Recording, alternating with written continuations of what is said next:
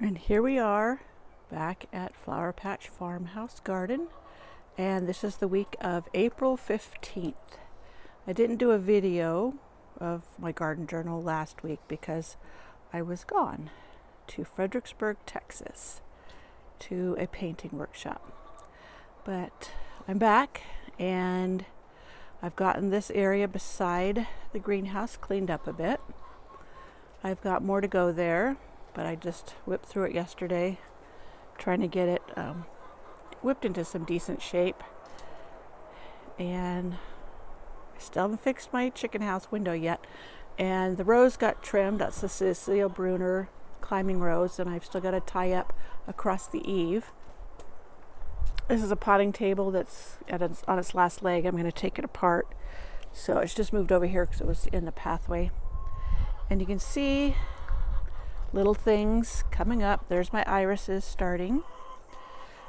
And there's some foxgloves, Canterbury bells, lavender, and other things. I planted some of my delphiniums that had come up from seed.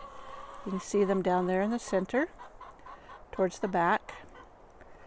And along here, I've got one little narcissus blooming. Lots more things coming up. I planted more delphiniums back there in the corner. And you can see we're seeing green. Of course, lots are weeds. But I've got alliums coming up. That's what those green spiky things are there. And I planted some bee balm. I transplanted it, and it's right down there. Right down there is a whole clump that I need to kind of try to divide of poppies. Those are corn poppies or Shirley poppies. So it's coming along. I got some dianthus along the pathway here. Lots of larkspur that needs to be divided. I planted 2 roses right there. Those are David Austin roses. Those are Olivia Rose Austin. And up to my studio. My side garden. Wheelbarrow got tipped over, but you see a lot of things are greening up here as well. I've been trying to clean up. I got 2 of my roses planted, my David Austin roses, and they're up here in this bare spot, and those are the Jubilee Celebration. And the side, you can see everything's greening up. And I was trying to whip through yesterday and see if anything needed to be protected, even though it's been warm the last couple of days. We are supposed to get a storm coming in today, and it's going to snow like up to 6 to 12 inches. So there's some daffodils. I need to cut them and bring them in the house because the snow will just completely smash them to the ground. And then up to my front garden. You can see even that's greening up really well. Lots going on there. Lots of green now instead of dirt and snow. But tomorrow it'll be white again. So maybe I'll take a quick shot tomorrow and you can see how white. We are in the greenhouse for the week of April 15th. And you can see I got pretty cram-packed with things growing. This is a Delisperma of one I don't have an ice plant. This one's called Pink Wonder. And I'll put that out in the ground after this snow that we're getting. These are, I started begonias, tuberous begonias, in these little pots. And there's some of my lavender starts. One of my delphinium starts. I need to get that watered. But you see here, this is my dahlia. Some dahlias. They're getting ready to be cut. Take cuttings. You see little tiny green spot down there? Yeah, that's a sprout. And you look at this one. This one has 1, 2, 3, 4, 5, 6, 7 sprouts on it. So I'll take cuttings from that and pot them up to start. Here's another one. See, it's right there on top. And I'm going to do a video on taking cuttings and starting them, rooting them for more. And there's more there. And here's a tomato plant. Poor thing, it's been half froze to death a couple of times, but it's a tough one. It's an early girl. Now these, remember I said last time I didn't remember what I had put in there? These are geranium seeds. Okay, this was an old packet, or at least some that I had saved off some of my geraniums. And I didn't think they were viable, so I just tossed them in here. And this one cell has 1, 2, 3, 4, 5, 6, 7.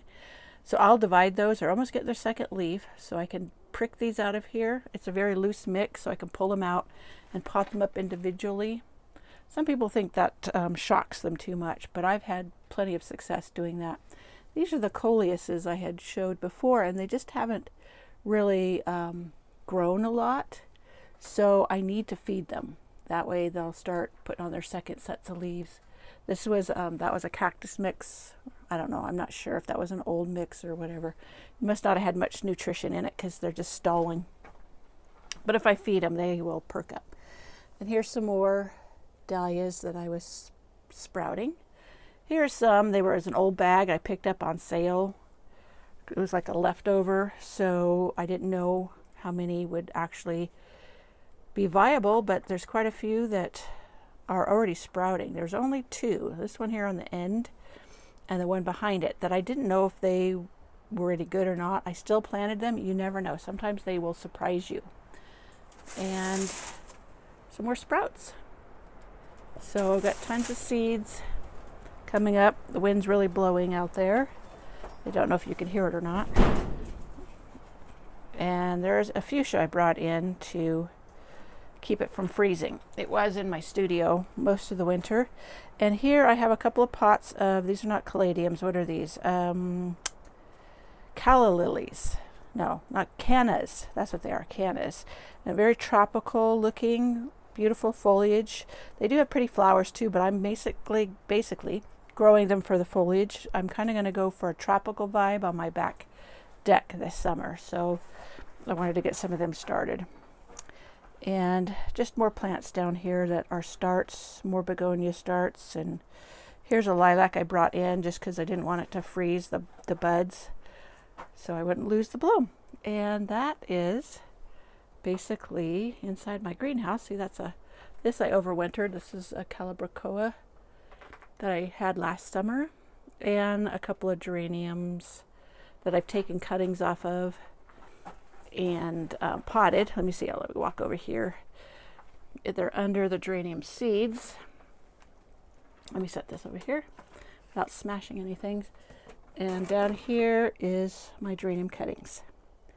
And they're looking like they're doing pretty good.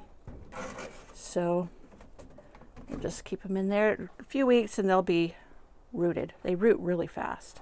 And I do have a post here on the blog that I will link to on how I do that. It's really easy, and it's a great way to get more geraniums if you want a particular color to fill in. And sorry, I was cleaning up while I'm yakking. Anyways, as I was saying, great way to get more geraniums to fill in. I like blocks of color, big masses of color. That makes more of an impact than just individual splotches here and there. And again, that's it from Flower Patch Farmhouse Garden.